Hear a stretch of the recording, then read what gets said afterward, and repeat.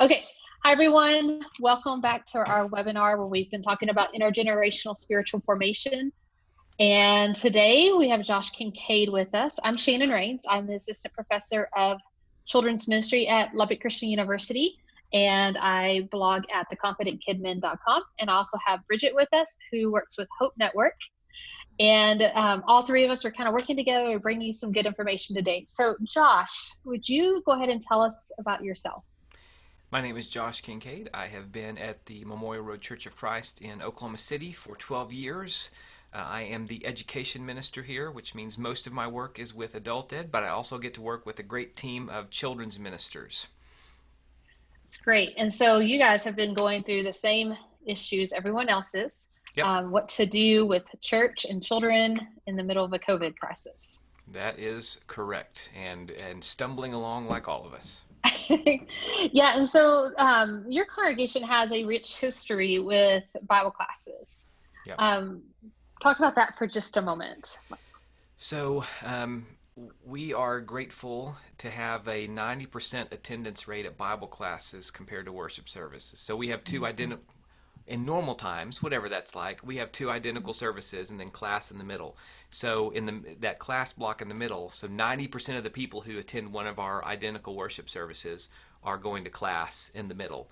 And so that I don't know which came first, but we do devote a lot of resources and staff hours to our classes.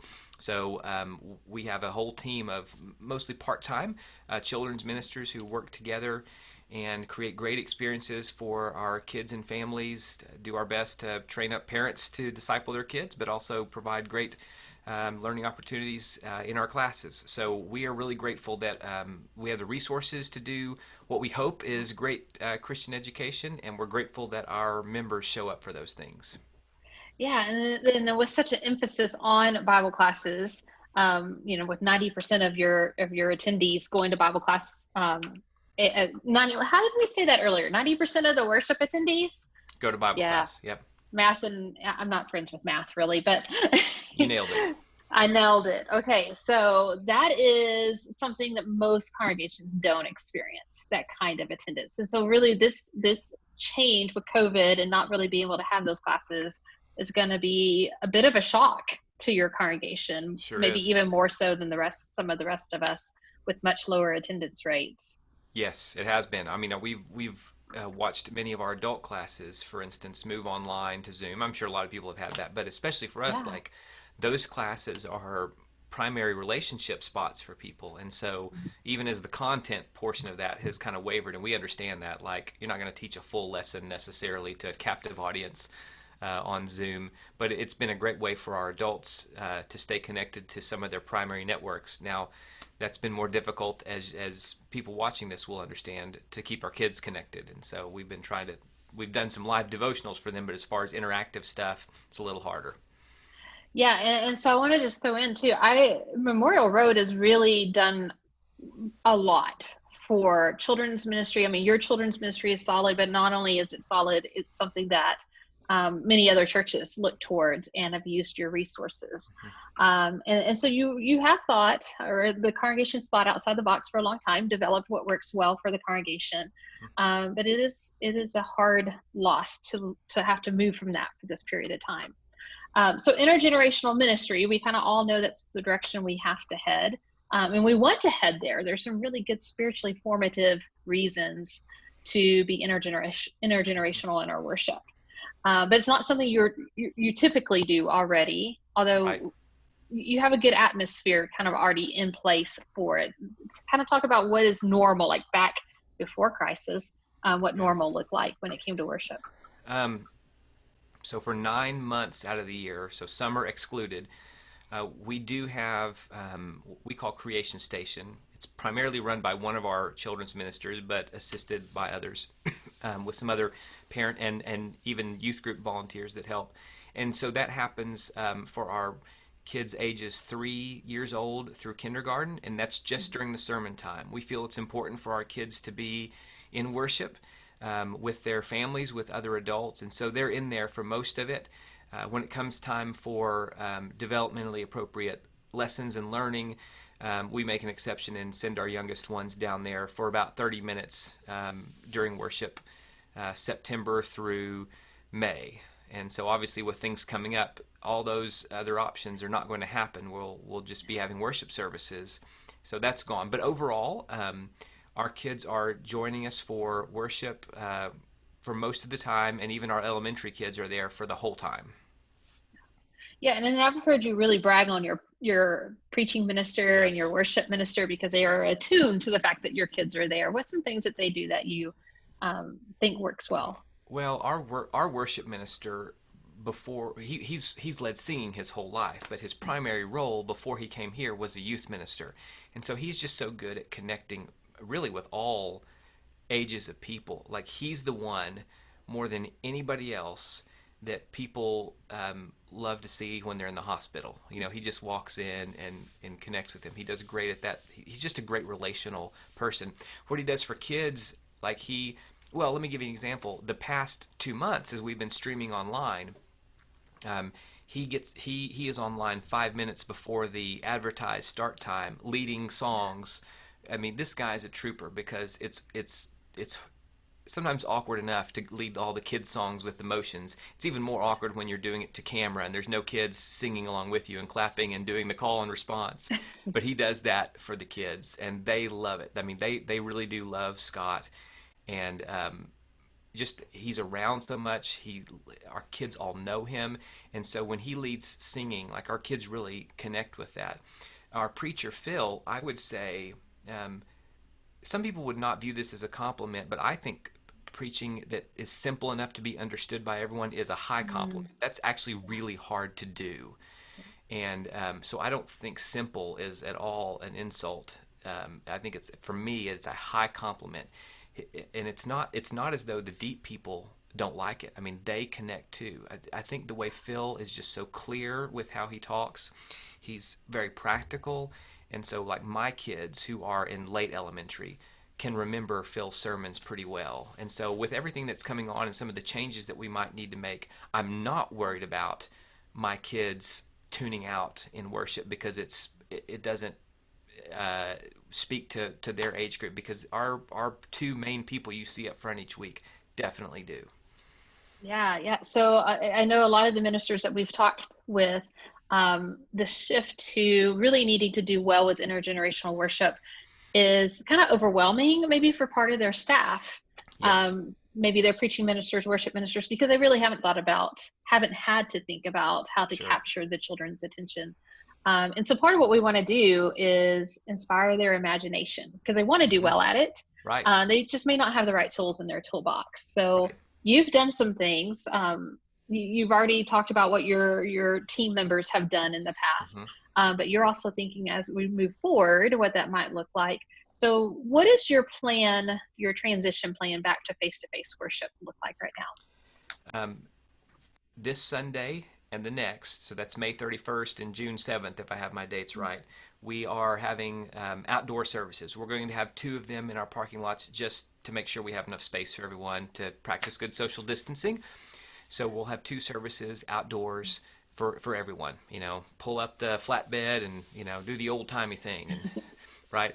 Yeah. We'll do that, and that'll be a pretty typical service as far as the elements. Nothing particularly different about what you'll see that day. Then starting June 14th, we had to think through the fact that okay, we've got even 3 months ago we had to have two services just because our auditorium's not built to hold everyone at once. Yeah. So if everyone comes, we can fit in that room twice, pretty packed, not uncomfortably so. Okay, so we know not everyone's going to come, but we're still not going to be able to fit everyone in one room. So we knew that we were going to have two services of some sort, and then we thought, well, wouldn't it be great if we didn't have to use our auditorium twice within a couple of hours, because that would help us with sanitation. Because if you're only using the room once a week, it's really not a big deal. You don't. I mean, you want to clean it, Right. but most stuff's going to die by then, rather than an hour or two later. So then we thought, okay, let's use our big fellowship hall, which used to be our auditorium back in the day, and so we're going to have a service in there. And then we thought, well, okay, we could feed the main service in there. We could do that. We have the wiring to do that where they can watch. And we thought, well, if people are going to be in a different room and they're just going to watch the feed that they could literally watch at home in their pajamas like they've been doing, I wonder if that's really going to do it for them, or why would they come back for that? Now we're actually reevaluating that based on some feedback, because it is important. I think people want to be around others, even if it's just to watch the feed they've been used to watching. But bottom line is, we thought, okay, what if we could use a different room? What if we could keep all of our kids in one room so that some of our middle-aged adults and up who might be a little scared about our lovely kids who can't social distance, that might help them to go, for right now, they could go in one room and we'll put our young families in another room. And if we're going to put our young families all in one room, what could we do? What opportunities do we have when we have all of our young families in one room to really bless our kids who are not going to be going back to their Bible classes for quite some time? Yeah. And so what opportunities did you identify? So we know that a lot of our LTC kids are grieving the loss of their convention and their ability to use the gifts that we've helped them develop, which is very difficult to do in most contexts, in most normal worship settings. It's a different topic as to why that doesn't happen often. But also, like, it is a hard balance. So we've used the phrase kid aware, not kid centric, because we don't want to scare off the parents into thinking that they're going to sit through and watch children's church, because the parents want to come back too. Our parents want to come back and worship like they've been used to. So we're trying to message it pretty carefully. But some of the opportunities are, how could we help families worship together meaningfully? How could we teach some things that speak to kids but also speak to parents? How could we involve some of our kids or families in some of the opportunities up front, like to read scripture or to say prayers? And so there are some neat opportunities that come with this, to say everyone in this room has kids preschool or elementary age.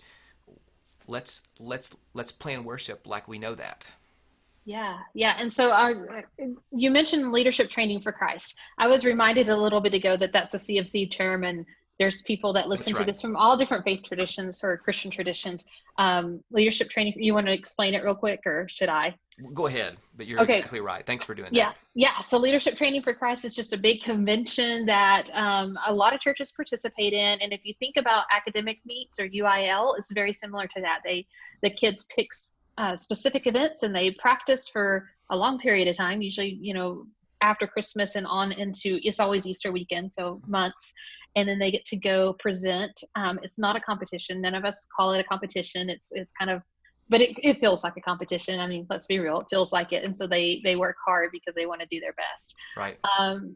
And the good thing is we are training leadership skills into kids.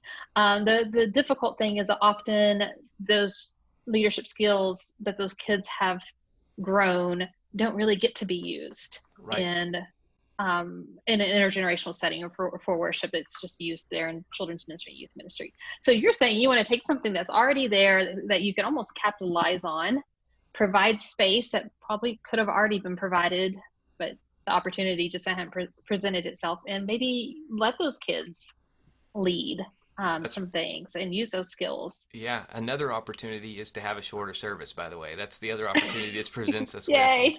If your room is full of kids who Yeah. are out of place and a little anxious, and by the way, we're not going to be serving communion traditionally, so that ought to save us some time as well.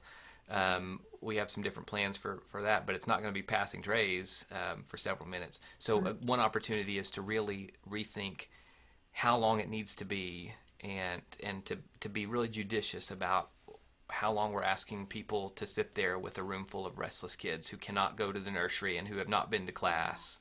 Right. Yeah.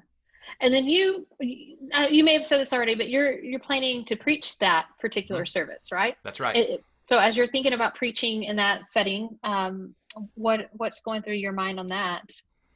I'm reminded that abstract concepts don't work well with younger kids. And by the way, they don't always work well with adults too.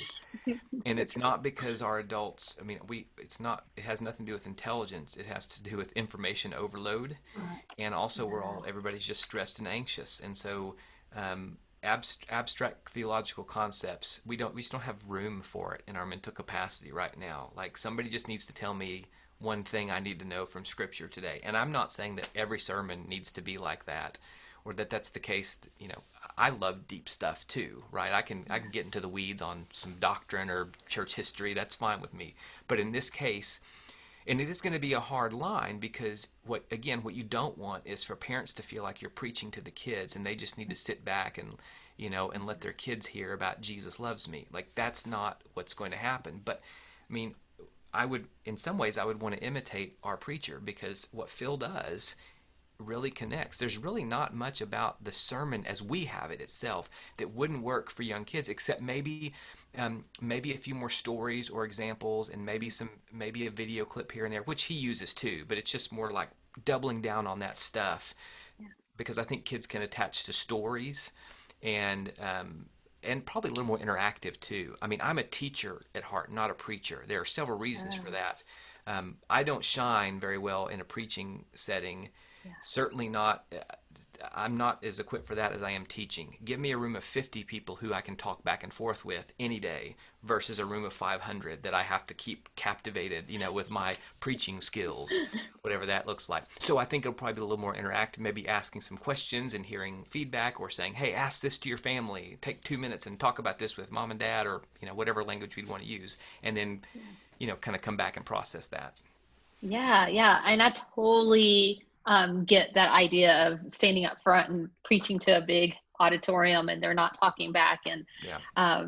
it's so hard. It is so hard. And so, yeah, this will let you capitalize even on your spiritual giftedness of teaching and bring it into that space as you include children and Mm-hmm. families in that conversation.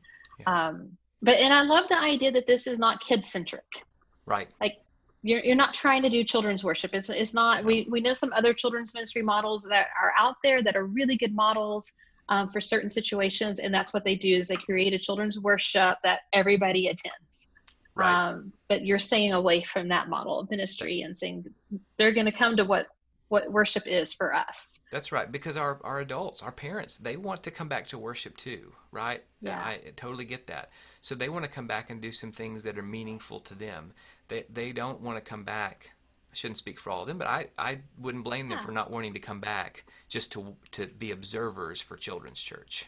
Yeah, yeah. Okay, and so then you've also told me that you've recently had some input. I think you Yes. mentioned this a minute ago. You've had some input that's making you maybe step back and consider your plans a little bit Yeah. differently. Some of it is specific to our context. The room that we Mhm. are putting our young families in, there's some concerns about it. Maybe just the size, although I mean we will keep it at the right capacity, just like we would any other room.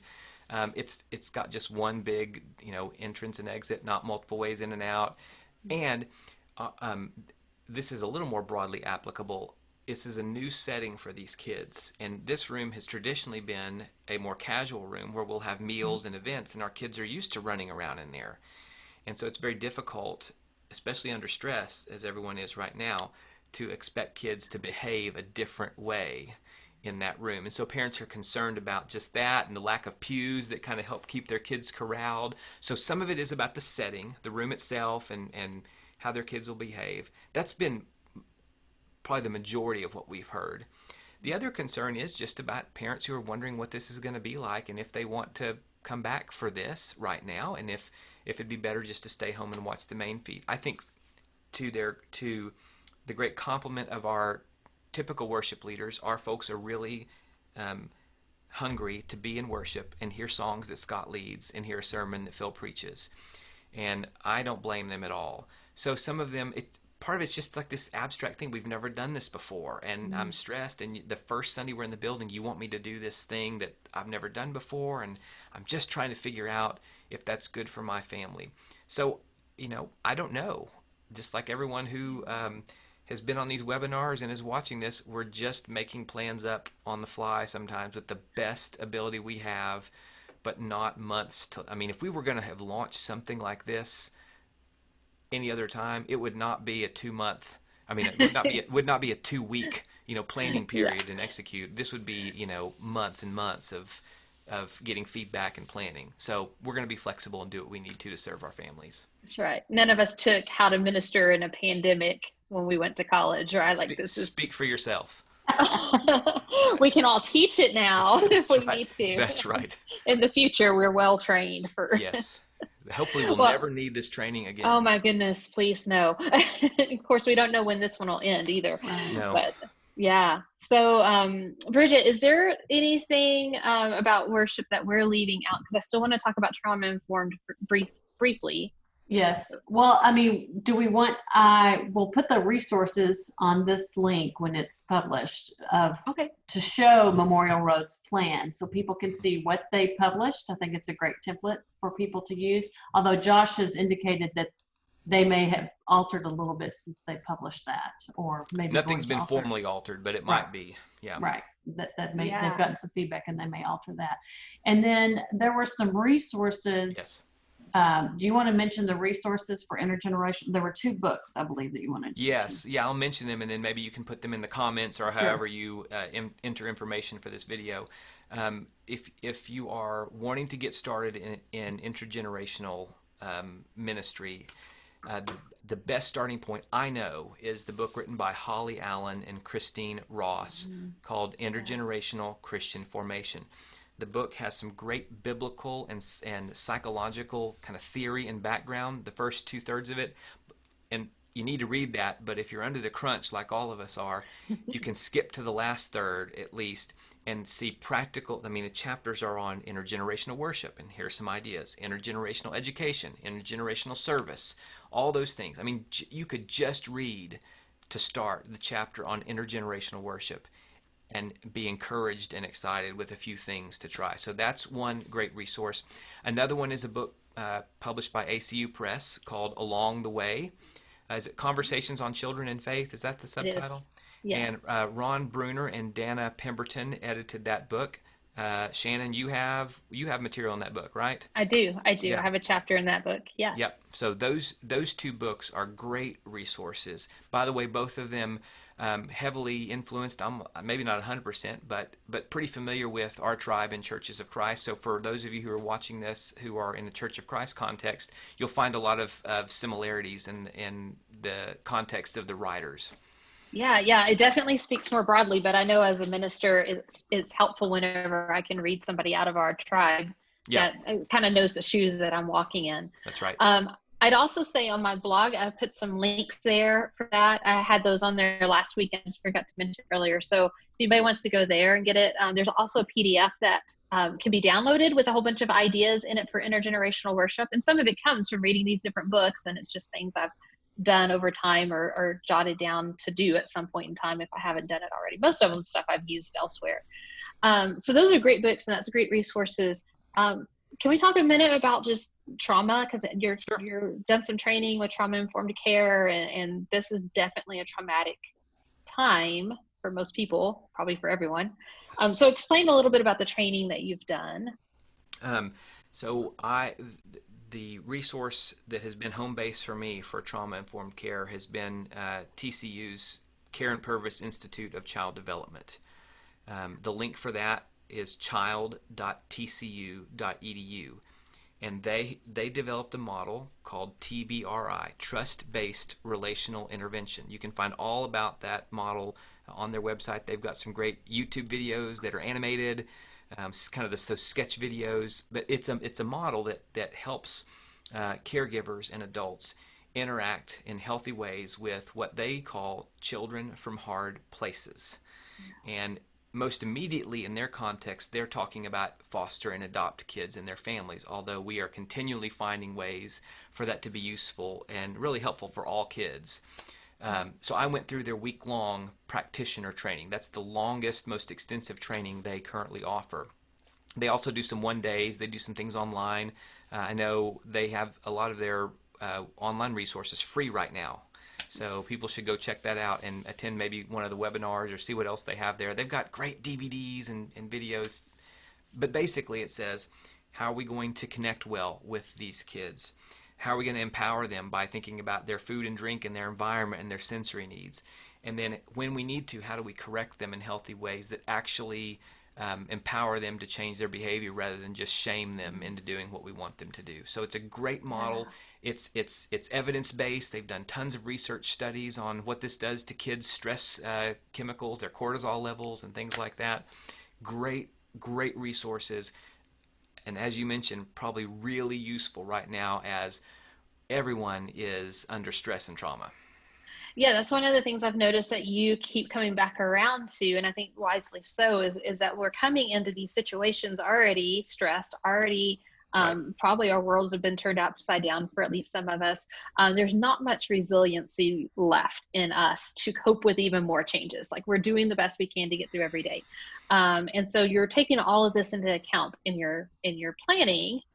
What can we do to bring people back into this building without causing as much disruption as possible, like trying to lessen that instead. Mm-hmm. So as you're thinking about kids and just the situation that they've been going through, what advice, I guess, do you have for church leaders with these families that are coming in? Just kids have always been there at church. They've always been there. It's always been the safe place. They've always run around and play. And now it's come in, sit with your parents, don't hug anyone, don't talk to anyone, or I guess they can talk, they can yell across the room. Don't touch things, don't cough in somebody's face. The list of don'ts are going to go on and on, right? So what's your advice? I think most churches will probably publish some guidelines that they are asking their members to follow as they return to worship. And it will be really important to communicate those to kids ahead of time. A lot of kids who are under stress and trauma do a little bit better when they have a plan and they know what to expect. I think we all do better that way, right? But some people especially, it's very hard for them to adapt and to, on the fly, change their behavior. So it might mean that if your church is publishing guidelines, that the children's minister or someone translates that for kids. Like, sometimes you probably are planned to, and I wrote some of that thing. I know it can be a little, mumble jumble, and kids aren't going to understand all that. So what do kids need to know, and how do we communicate that to them? Maybe it's even a parent's guide for talking about returning to worship with your kids, and please remind your kids of these things. And then especially masks. We've talked about that. I think that's going to be scary for some kids to see all these grown-ups in masks, and so it might be some fun activities to kind of destigmatize the mask a little bit. Some funny videos I'm sure you could make, or even the first Sunday back, you do something up front with masks and see, it's just me, something that the kids can understand. And then practicing. Now I understand that's probably going to be difficult because we want to keep our building sanitary and not let people in all the time. So maybe it can't happen at your building, but maybe it's parents at home can practice with their kids. Let's practice sitting down in a row of chairs with our family and waving at our friends. And let's practice not running up and hugging everybody. I think practicing will build that muscle memory so you're not having to walk in. And just imagine your first Sunday back. You're stressed, you're following a bunch of new rules, and now you're going to try to keep your kids, in line. Stop doing that. Don't move over there. Like, it's going to be hard enough. And I think if our kids have a little bit of an idea, it won't fix it completely, but it will keep them from being surprised. And I think we act better when we're not surprised. Yeah, to be honest, I have a 17-year-old and an 11-year-old, and it stresses me out to even think about it, especially with my 11-year-old. This last Sunday, we had in our video feed, our worship minister was standing up in our balcony, and it was a shot down into the auditorium, and my 11-year-old noticed, Mom, those rows have the yellow caution tape around them. Why would all the rows have yellow caution tape? And we had to stop and talk about, well, when we do go back, you have to sit every other row. And so that's their way of making sure that everybody follows the rules. He noticed that right off the bat. This is not normal. Why would they be doing this when we're not up there? And what's going on here? So, yeah. Josh, are y'all going to require everyone to wear a mask that comes to church? Our language, I think, and it's in the plan, what we've said is all staff and volunteers will be wearing masks. Our members are encouraged to wear masks too. We feel like setting the tone from leadership is important. We never had serious discussions about whether or not to use the word require. First of all, in a large group like we're going to have, it's very difficult to think about what we would do if we said require. So I sure hope our people will wear masks for the sake of others. Yeah. And then there's another group when we think about trauma informed. This is a group of, and I always want to say fringe, and I know that's, or marginalized, and I know that's not the word that you. Well, I just say kids from hard There you places. go. I like that. But people that maybe have not attended church all that much, and they were just starting to come, or maybe they have been coming a little bit, but they were really relying on other people to help them during church time, that Sure. children's ministry events that happened during the sermon to help them get through the time. And now they're coming into a space that no one can sit with them. Their kids have no place to go. They have to stay with them. And it's going to be pretty overwhelming, I think, for some, because this is not their tradition they're stepping back into. This was already something new and stressful for them. So what can we do to best serve families in those situations? I think if you're a family who's got some of those extra stressors, and maybe it's, you have kids with sensory needs who already have a difficult time and now they can't even go to a different room. You've got kids who are fidgety, or they can't sit still, or they throw fits that you can't explain. Those are typical behaviors, by the way, for kids with trauma. Yeah. Sometimes it might be in this situation, the best thing we can do is say, hey, listen, I bet you're wondering if you should even come back, and we want you to know that if you come back, it's okay. If your kids feel disruptive to others, they're not disruptive to us. We want you to be here. Also, if you want to stay home for a while longer, we are not going to let you fall off the radar. We will not let you feel disconnected. You may need to stay home and continue to watch worship in your living room. This is assuming your church is going to continue streaming when this is over, which I hope churches that can will, not just so we don't leave people out. Or continue posting content, however they do it. But just to say, listen, if you choose to stay home longer, we totally get it, and we're going to make sure someone is checking in on you at least once a week, whether it's the children's minister or some of our elders. You will not be forgotten if you choose to stay home, because it's the best thing for your family right now. I think that's super important. I know we think immediately of our senior members and most vulnerable, who we're encouraging to stay home, and we're trying to make sure they stay connected. I think some of these other families who might be concerned about returning, we ought to treat them the same way. Yeah, and I think that's some of what I hear you saying is we can't put all the focus on, that Sunday morning experience, right? It's about all the rest of the time too. And so it's okay to say to somebody, the Sunday morning worship service might not be where you feel comfortable being right now, but we're still going to be in your life, and here's That's how. right. And so we have to release them, even not just from that expectation, but maybe even from the guilt of not showing up. Yes. Yeah, what I was really grateful that our elders did when we filmed our announcement video for this past Sunday about what our comeback plans were. We not only had elders who said it's okay to stay home, we actually asked a few of them to, on video, say, we're so glad y'all are coming back. We are staying home. And we had some of our elders actually say, we are staying home. And I think, think of how that might transfer out to some of our other families, not just to be given permission, but to feel like there's a crowd of leaders who, for whatever reason, are staying home at least for a while. I think that's really important for people to hear. Yeah. That's powerful. Bridget, did you have other questions to add to this? I don't think that I do have other questions. There were two other resources that were mentioned. One of them was the Journeyland curriculum, I believe, that Memorial Road has developed. Is that correct, Josh? That's correct. Okay. And then another one was John Roberto has a lot of resources on and intergenerational. I think his website, he's got several, but Lifelong Faith is Lifelong Faith Associates, I think, is his website. And he comes from a different tradition, but has some great, both research-based and super practical ideas for intergenerational. I think he focuses particularly on education, but not exclusively. Awesome. Yeah, I haven't looked at those before, but I need to go check it out. Okay, well, I think that hits all the big stuff. Josh, can you think of anything that you thought we should talk about that I've left out? Oh, I think we covered it. I'm really grateful for the chance to talk about this stuff. Yeah. So any last things you want to say to everyone? Yes, I want to say to any children's minister or person who in some way serves your church who is watching, that I know that you're working harder than you've ever worked right now. People probably don't know you're working harder than you ever worked. Because you are so burdened with how important it is to stay connected to your kids, and you can't not work harder. And I just want you to know that your work is important, and we are really thankful. I'm a dad of 3 kids, who are in our children's ministry. And I've watched our children's ministers plan and pray for how to keep our kids connected. So I am super grateful, and just know that some of us know how hard you're working, and we're really thankful for that.